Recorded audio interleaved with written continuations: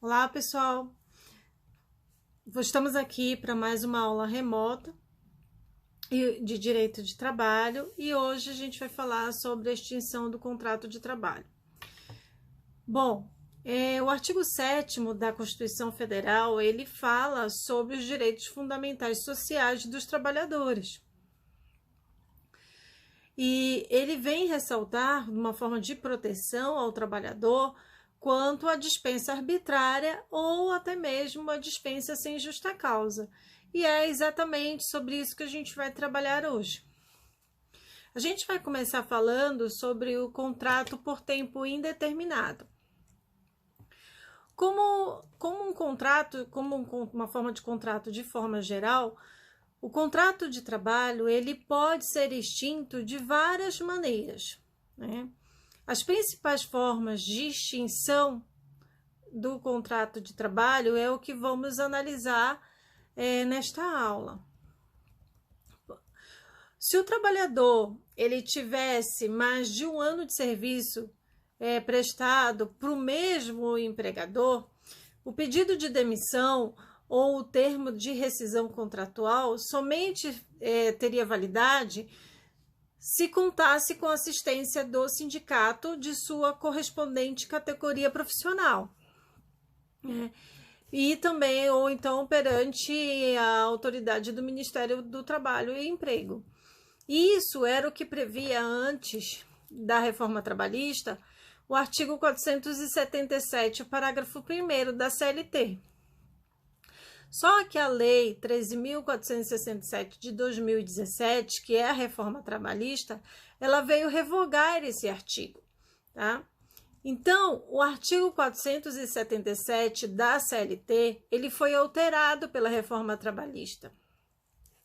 E ele passou a determinar que, independentemente da modalidade de duração do contrato de trabalho, na extinção do contrato de trabalho, o empregador deverá proceder à anotação na carteira de trabalho e previdência social, comunicar a dispensa aos órgãos competentes e realizar o pagamento das verbas rescisórias no prazo e na forma que é determinado no artigo. Bom, vale a gente ressaltar que não há mais essa necessidade da assistência do sindicato, ou seja, a homologação da rescisão como condição de validade, né, dessa dispensa. Ou até mesmo o pedido de demissão do empregado com mais de 1 ano de serviço. Então, hoje, basta a empresa, né, comunicar a dispensa aos órgãos competentes. Bom, vamos falar agora dessa extinção do contrato de trabalho quando a iniciativa é do empregador e não há justa causa, ou seja, a iniciativa do empregador sem a justa causa. E aí nós temos que falar de duas formas. O empregado que ele é optante pelo Fundo de Garantia, né, o FGTS, e o empregado que não é optante pelo FGTS. Muito bem. O empregador que dispensar, ou seja, que rescindir o contrato de trabalho do empregado, ele deve conceder o aviso prévio ou uma indenização no valor correspondente ao aviso prévio, né? Porque o aviso prévio, ainda vamos estudar a respeito, mas o aviso prévio nada mais é que um aviso previamente, ou seja, é uma comunicação antecipada, que aquele empregado não continuará mais na empresa.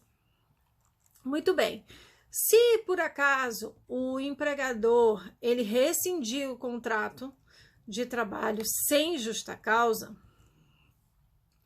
ele deverá pagar os saldos salariais, se caso existir, né, que são os dias que foram trabalhados, o 13º proporcional, férias vencidas ou proporcionais, além dos valores relativos aos depósitos do FGTS do mês da rescisão e do mês imediatamente anterior, caso se ele ainda não tenha recolhido esse valor do mês anterior, tá? Bom, também ele deverá indenizar o empregado com a equivalência de 40% do total dos depósitos do FGTS que foram realizados, né, durante a vigência do contrato de trabalho.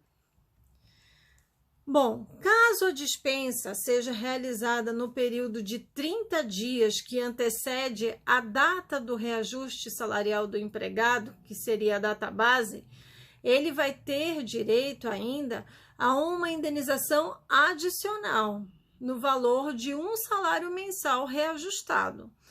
Claro, com os reflexos nas parcelas, né, que são determinadas por lei. Agora, quando a gente fala do empregado não optante ao fundo de garantia, bom, sabemos que a partir da Constituição Federal de 1988, o fundo de garantia ele passou a ser um regime único de todos os trabalhadores. Então, apenas aqueles que já haviam adquirido direito à estabilidade ou à indenização de antiguidade da data da promulgação da Constituição Federal, desde que não fossem optantes pelo fundo de garantia. Não sendo um empregado estável, o empregador ele pode dispensar sem justa causa e vai pagar, além do aviso prévio, férias e o 13º proporcional. O empregado ele vai ter direito ainda a uma indenização de antiguidade, bom, referente ao período anterior a 5 de outubro de 1988, né, que foi a data da promulgação da Constituição Federal. Bom, quanto ao período posterior à Constituição Federal de 1988, o empregado ele terá direito ao fundo de garantia acrescido da multa de 40%. Se o empregado for detentor do direito à estabilidade no emprego, a extinção do contrato de emprego por iniciativa do empregador só pode ser efetivada através de inquérito judicial para a apuração de falta grave. Que as faltas graves estão previstas no artigo 494 da CLT, que a gente vai falar já já a respeito disso, tá? Muito bem. No caso de extinção da empresa ou fechamento do estabelecimento, sem a ocorrência de motivo de força maior, o empregado estável é assegurada uma indenização correspondente a uma remuneração mensal por ano de serviço prestado, a ser pago em dobro, tá?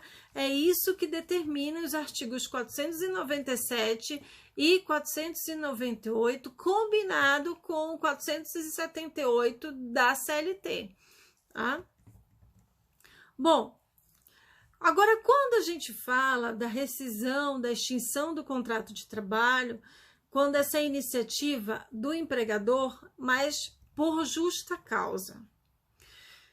Bom, a justa causa ela é dada quando o empregado pratica qualquer das faltas que são previstas no artigo 482 da CLT.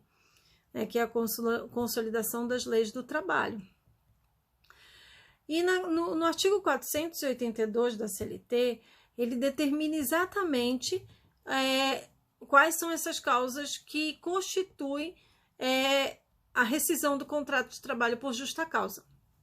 Quais seriam elas? Ato de improbidade, incontinência de conduta ou mau procedimento, negociação habitual por conta própria ou alheia sem a permissão do empregador, e quando constitui ato de concorrência à empresa, quando o empregado trabalha para essa empresa ou for prejudicial ao serviço. Condenação por crime do empregado, né? Isso já sendo julgado, né? E já tem havido até, inclusive, a suspensão da execução de pena. desídia no emprego e das respectivas funções, embriaguez habitual ou em serviço, violação de segredo da empresa, ato de indisciplina ou de insubordinação, abandono de emprego, ato lesivo da honra ou da boa fama praticado no serviço contra qualquer pessoa, ou até mesmo ofensas físicas nas mesmas condições, só na hipótese de legítima defesa, né, própria ou de outra pessoa, que é levada em consideração, que aí não entra no caso da justa causa. Ato lesivo da honra ou da boa fama, ou ofensas físicas praticadas contra o empregador ou superiores hierárquicos, né? Também na mesma hipótese, salvo se houver legítima defesa própria ou de outra pessoa. Prática constante de jogos de azar, né? Então, isso tudo vai constituir igualmente a justa causa para a dispensa do empregado na prática, tá? Mas isso vai ter que passar por um inquérito administrativos, né, de atos atentatórios à segurança nacional, e vai verificar se realmente há essa possibilidade da justa causa, tá? Só que assim, nós vamos ver cada um deles. Mas a reforma trabalhista, ela acrescentou mais uma hipótese nessa relação que eu mencionei para vocês, que está previsto no artigo 482 da CLT. Né? Então, a reforma, ela veio trazer mais uma modalidade de justa causa, né? Que autoriza a justa causa no contrato de trabalho por iniciativa do empregador. E qual é essa modalidade que foi incluída pela reforma trabalhista?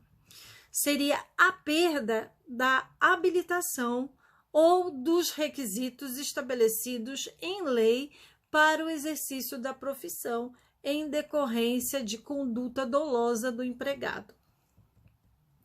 Muito bem, vamos falar de cada um desses itens, né? A justa causa, ela é altamente prejudicial ao empregado, ela é totalmente prejudicial ao empregado. Não só no aspecto moral, mas também no aspecto patrimonial. Uma vez que ela é caracterizada a justa causa, o empregado ele terá direito apenas ao saldo de salários e às férias vencidas, né? Quanto às férias proporcionais, existem doutrinadores que afirmam que o empregado, ainda que tenha sido dispensado por justa causa, ele tem direito a férias proporcionais. Mas a Convenção 132 da OIT, né, por conter normas mais favoráveis à pessoa humana, prevalece sobre o artigo 146 da CLT. Então, esse entendimento ele é consagrado pela súmula 171 do TST. O empregado dispensado por justa causa não tem direito à indenização de aviso prévio e 13º salário. Além disso, o empregado ele não pode levantar imediatamente o fundo de garantia por tempo de serviço, o FGTS, né? Então, a gente vai falar sobre algumas modalidades da justa causa. Vamos falar da improbidade. Quando a gente fala de relação empregatícia, a improbidade é o ato desonesto praticado pelo empregado contra o patrimônio do empregador ou de terceiros, que está relacionado com o trabalho. Exemplos dessa improbidade, exemplos desse ato desonesto praticado pelo empregador: furto, roubo, extorsão, apropriação indébita. Então, para a caracterização, a Justiça do Trabalho, ela exige prova cabal disso aí, né? E uma prova irrefutável, na medida em que implica o comprometimento da honra e boa fama do empregado e até mesmo da família do empregado, tá? A outra modalidade que menciona a CLT para hipóteses de dispensa por justa causa do empregado, através do empregador, é a incontinência de conduta. A incontinência de conduta, né, ela se refere ao comportamento irregular do empregado, é um comportamento incompatível com a moral sexual. Também caracteriza a incontinência de conduta a importunação de colega com conotação sexual, a prática de atos libidinosos dentro do estabelecimento da empresa, ou até mesmo a utilização ou armazenamento de imagens que exponham sexo ou atos sexuais no meio do ambiente de trabalho. Tá? Então, esse tipo de comportamento do empregado, ele não pode acontecer dentro do ambiente de trabalho. Outra modalidade prevista na CLT é o mau procedimento. Há uma diferença entre incontinência de conduta e mau procedimento. A incontinência de conduta, ela guarda pertinência com a moral sexual. O mau procedimento, ele diz respeito a qualquer ato que venha ferir a moral e os bons costumes dentro da empresa. Né? Bom, seria então um mau procedimento o consumo de drogas, né, que é levado para os empregados dentro da empresa e no horário de trabalho. Né? Então, há uma diferença aí. Outra modalidade também que nós mencionamos é a negociação habitual. A negociação habitual, ela é uma modalidade de justa causa que se caracteriza pela prática reiterada de atos de comércio praticados pelo empregado. Tá? Observe que é uma prática habitual, rotineira, né? E esses atos de comércio que são praticados pelo empregado é por conta própria ou em favor de terceiros, que venham implicar na concorrência com a atividade econômica desenvolvida pelo empregador. Né? Isso só não vai acontecer se houver uma autorização expressa do empregador. Tá? Como pode se exemplificar, né, em hipótese de um empregado vendedor efetuar uma venda de produtos de outra empresa concorrente a clientes do seu empregador, ou esse empregado escondido, né, ele cria uma empresa que venda os mesmos produtos ou preste os mesmos serviços do seu empregador. A negociação habitual, ela não se confunde com o mau procedimento, né? Pois ela exige a presença de ato do empregado que vai implicar a concorrência desleal com o empregador. Outra modalidade que cita a CLT, né, o artigo 482 da CLT, que também vem trazer a justa causa do empregado, é a condenação criminal do empregado. Claro que passada em julgado, caso não tenha havido a suspensão da execução da pena. Né? Então, o cumprimento de sentença criminal condenatória em regime de reclusão impede a prestação de serviços. Como assim? Impede o cumprimento da principal obrigação do empregado na relação empregatícia. Ele vai estar preso, como é que ele vai prestar o serviço, né? Muito bem, não há necessidade de que os fatos que levaram com a condenação do empregado tenha correlação com o contrato de trabalho, tá? Ele pode ser condenado por uma coisa que não teve nada a ver com o contrato de trabalho. A regra em exame é o impedimento físico do empregado de comparecer ao serviço. É só por isso que vai levar a justa causa. Tá? Não é porque ele está sendo condenado por um crime e vai ter que ficar recluso. Então, isso vai acabar gerando a justa causa do empregado. Mas isso não significa que o fato dele ter sido condenado criminalmente, isso não vai fazer com que ele não precisa ter relação com o contrato de trabalho. Outra modalidade que cita o artigo 482 da CLT é a desídia, né, que pode levar à justa causa. A desídia do empregado, né, no desempenho de suas funções, né.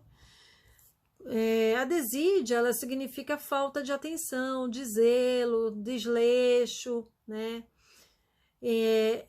Em linguagem científica, desídia pode decorrer de imperícia, imprudência ou negligência do empregado no desempenho de suas funções laborativas, né. A desídia, ela só se configura pela reiteração de atos comissivos ou omissivos, que importam o desleixo, a displicência, a falta de atenção, ou até mesmo de zelo no serviço das funções do trabalhador. Então, às vezes, porém, um único ato de um empregado, ele pode caracterizar a desídia. Como é um exemplo de um médico. Esse médico, ele foi fazer uma cirurgia e esquece uma tesoura dentro da barriga do paciente, né? Que ele acabou de operar o paciente e esqueceu a tesoura dentro da barriga. Isso é uma imperícia, né? Trata-se de uma imperícia decorrente de um ato desidioso, mas que a rigor, nesse caso, é suficiente para caracterizar a justa causa. Outra modalidade que tem previsão no artigo 482 da CLT é a embriaguez. Bom, a embriaguez, ela é resultante do consumo de álcool ou de tóxicos. Tá? A lei, ela disciplina duas formas. A embriaguez habitual, fora do serviço e na vida privada do empregado, mas desde que isso venha repercutir no ambiente de trabalho, os efeitos dessa situação de embriaguez.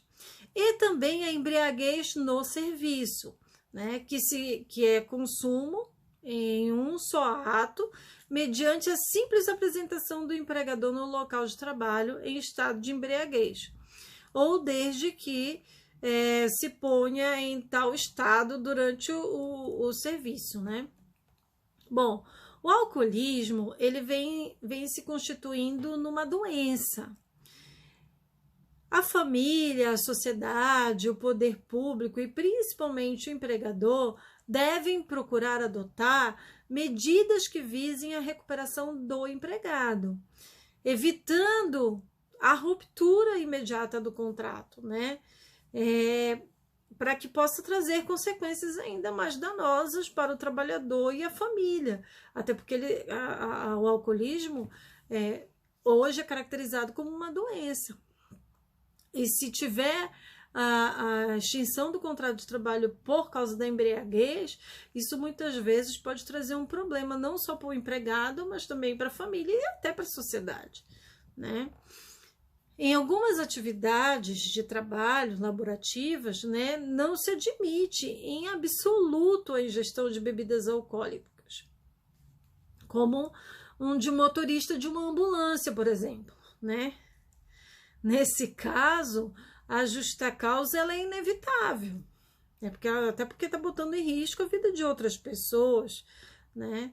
E até mesmo para proteger a própria integridade física do motorista, no caso do trabalhador, e de terceiros, né? Outro exemplo é o motorista de transporte coletivo, né? Se ele ingerir bebida alcoólica, né, no intervalo digamos, das refeições, ele pode vir causar um acidente de trânsito, né? Então, a embriaguez, ela é considerada uma doença.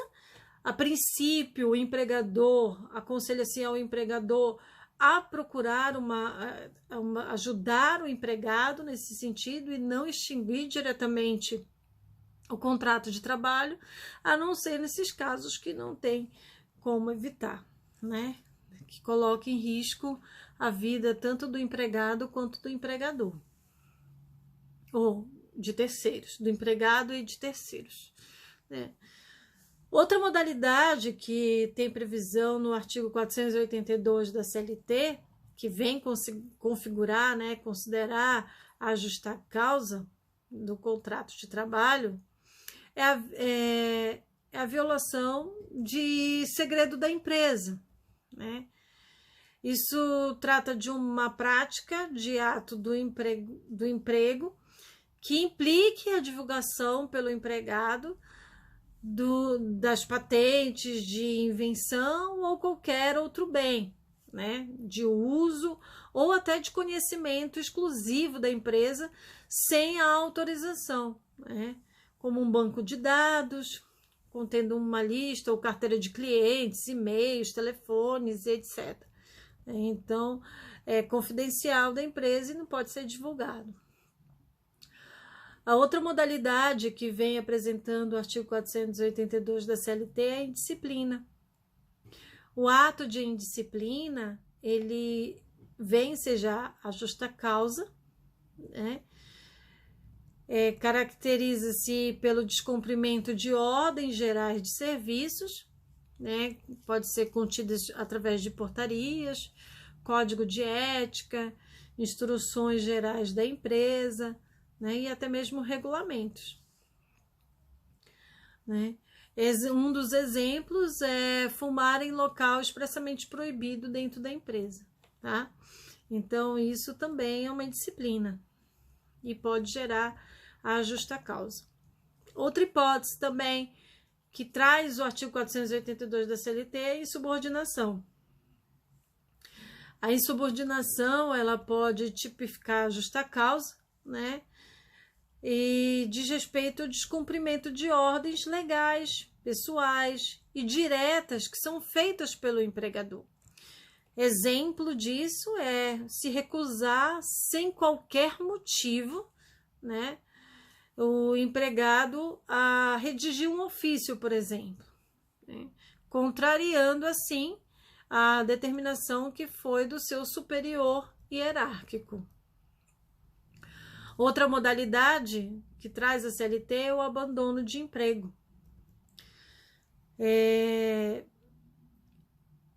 A despeito da controvérsia acerca da natureza jurídica do abandono de emprego, o certo é que o ordenamento brasileiro, o ordenamento jurídico brasileiro, ele considera esta figura como uma justa causa para a extinção do contrato de trabalho. Dois requisitos que são cumulativos, né, e imprescindível para a caracterização do abandono de emprego, né, para a modalidade de justa causa praticada pelo empregado, né, caracteriza-se pelo decurso de um prazo, né, que é fixado pela jurisprudência, que é o prazo de 30 dias, sem que o empregado venha comparecer ao serviço ou comunique a razão da ausência dele no trabalho. E a outra é a intenção que manifesta do empregado de pôr fim a essa relação de emprego, por não ter mais interesse em continuar prestando serviços ao empregador. De acordo com a súmula 32 do TST, presume-se o abandono de emprego se o trabalhador não retornar ao serviço no prazo de 30 dias após a cessão de benefício previdenciário e nem justificar o motivo porque ele não retornou.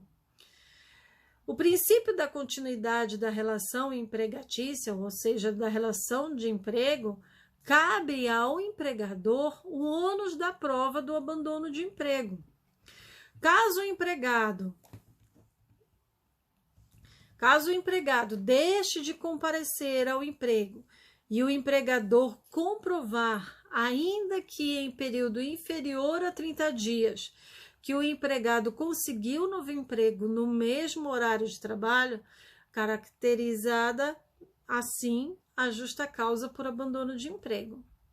Outra forma de se comprovar o abandono de emprego é pela convocação, né? A prova documental ou testemunhal. Convoca o empregado para reassumir as suas funções na empresa, né? Sob pena de caracterizar o abandono de emprego, né? Posso mandar hoje nós temos os e-mails, mas posso mandar um telegrama para caracterizar que houve aí o abandono de emprego. Outra hipótese também, que tem previsão no artigo 482 da CLT, é o ato lesivo à honra e à boa fama e às ofensas físicas, que são, claro, praticadas pelo empregado, né? E pode ser contra qualquer pessoa, né? E também ofensas físicas também a qualquer pessoa, né? Ou até mesmo o empregador, a um superior hierárquico, né? Em ambas essas situações, o ato ele caracteriza a justa causa e implica a lesão a direitos da personalidade, na medida em que são atos ofensivos à integridade física, psíquica, ou até mesmo moral do empregador ou de terceiros para quem está sendo levado a essas ofensas, né? O ato lesivo da honra ou da boa fama, ou até mesmo ofensas físicas, né? É apto a caracterizar a justa causa, né? E pode ter como vítima colegas de trabalho, terceiros que não são vinculados à empresa, né? Como os clientes, empregador ou até mesmo o superior hierárquico direto. O ato praticado contra terceiros ou qualquer pessoa que não faça parte da empresa, ou diferente, né, do empregador, é preciso que seja praticado no serviço, ou seja, no ambiente de trabalho, tá? Quando esse ato lesivo à honra ou à boa fama do empregador ou superior hierárquico, a justa causa ela pode ocorrer mesmo. Então, se for causado contra o empregador ou contra um superior hierárquico, mesmo que seja fora do ambiente de trabalho, eu posso caracterizar a justa causa. A ofensa física é a agressão contra a pessoa do empregador, do superior hierárquico, do colega de trabalho ou terceiros, no local de trabalho, né? Ou onde há uma relação do serviço, né, com o serviço, com a empresa.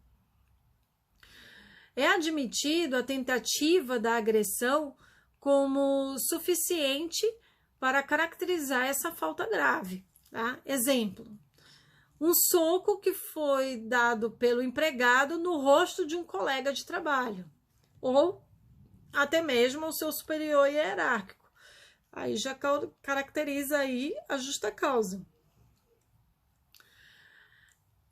Tá? Então, aí praticou qualquer ofensa, o empregado praticou qualquer ato, né, contra um colega, terceiro, um empregador, né, o superior hierárquico, é caracterizada a justa causa, né? Quando é que nesses casos de ofensas descaracteriza a justa causa, tá? Não considera a justa causa. Se o empregado ele praticou essa ofensa, né, em um ato em legítima defesa, né, própria ou de uma outra pessoa, tá? E aí sim eu não vou considerar justa causa. Outra modalidade que vem trazer a CLT é a prática constante de jogos de azar, tá? Também caracteriza a justa causa, né?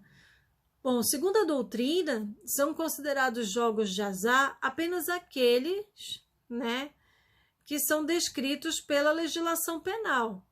A legislação penal, ela menciona somente os jogos do bicho, tá? É imprescindível a habitualidade no comportamento do empregado. Então, assim, o empregado precisa jogar constante no jogo dos bichos. Porém, a prática de jogos de azar, que é reconhecida pelo Estado, é a Mega Sena, Loto, né, loteria esportiva, e nesse caso não caracteriza a justa causa, tá? Então, somente os jogos de azar quando a gente fala de jogos do bicho, né? Outra modalidade são os atos atentatórios à segurança nacional, né? Bom, vai configurar aí a justa causa, né? Isso foi criado por causa, na época do golpe militar, pela presidência de Castelo Branco, né? E esse ato, ele hoje é incompatível com o regime democrático que nós temos hoje na Constituição Federal de 1988, né? Até por causa do princípio da inafastabilidade de apreciação, né, pelo Poder Judiciário, de lesão ou ameaça ao direito, que tem previsão no artigo 5º da Constituição Federal.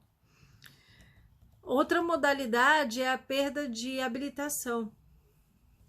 A reforma trabalhista, ela veio acrescentar essa modalidade da perda de habilitação ou dos requisitos estabelecidos em lei para o exercício da profissão em decorrência de conduta dolosa do empregado.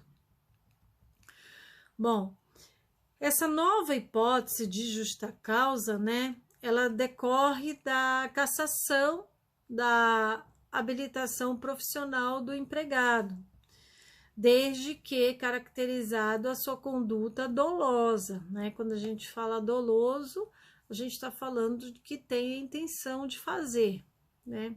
Essa nova regra, ela foi concebida para justificar a dispensa por justa causa, por exemplo, do motorista profissional que teve a sua carteira de habilitação cassada por uma conduta dolosa.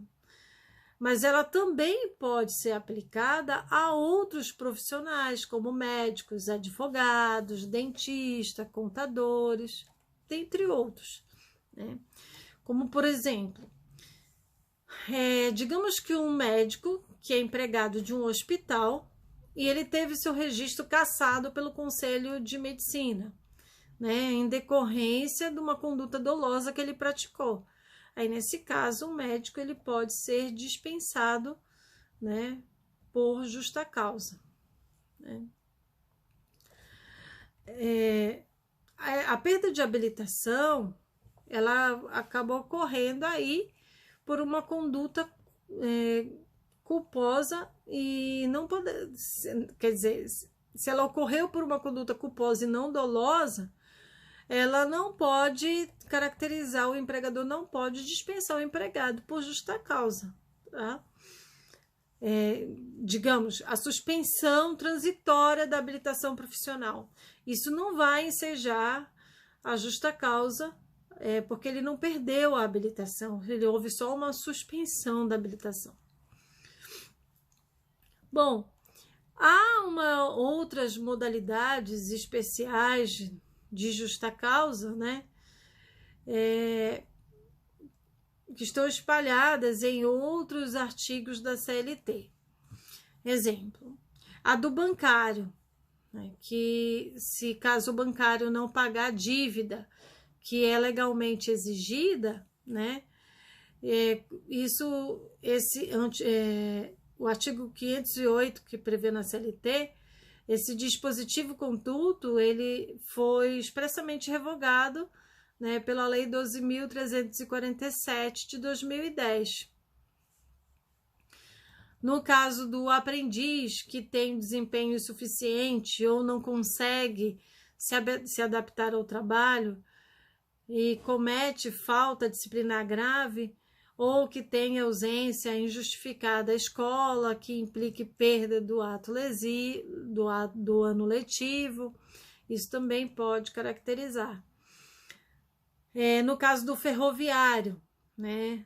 Em casos de urgência ou um acidente, ele se recusa, sem uma justificativa plausível, né, a execução de um serviço extraordinário, ou seja, de praticar a hora extra nesse caso. E também pode ser dispensado por justa causa, né? E também o empregado que se recusa injustificadamente a observar as instruções e procedimentos que são relativos à segurança de trabalho, ou até mesmo se recusa a usar equipamentos de proteção individual que são fornecidos pelo empregador. Então, ele também é caracterizado aí à justa causa. Bom, hoje vamos ficar por aqui e até a próxima aula. Tchau!